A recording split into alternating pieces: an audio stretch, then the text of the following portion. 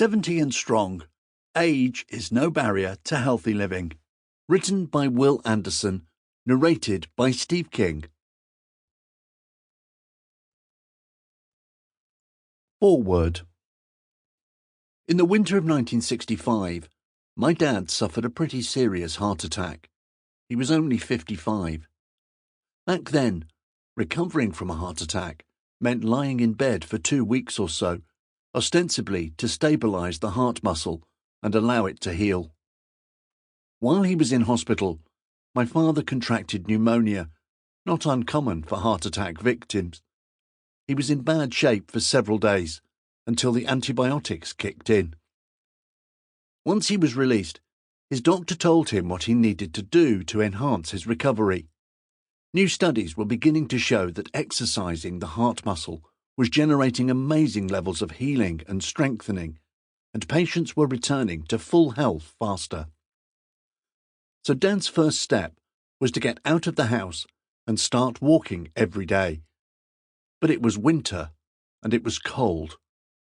North winds brought wind chills that were brutal, and when Dad went out for those walks, he wouldn't get further than 100 yards from our house before he began to feel angina pains in his chest, so he'd simply turn around and come home.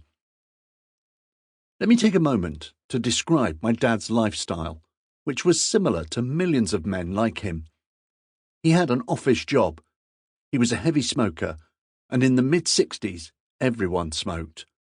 He had a fat-laden diet that consisted of lots of cheese, meat, and processed foods.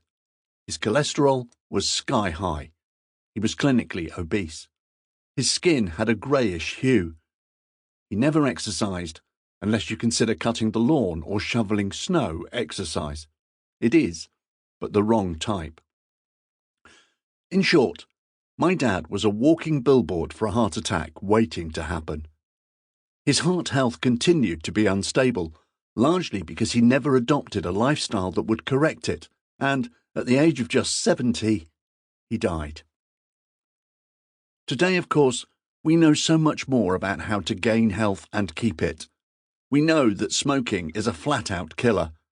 Everyone agrees that diet is an enormous contributor to an early death.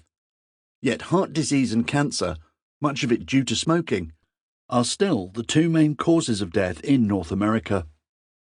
Against this backdrop, demographics are playing an ever-growing role. Put simply, the population is aging fast. According to the Population Reference Bureau in the US, Sample complete. Ready to continue?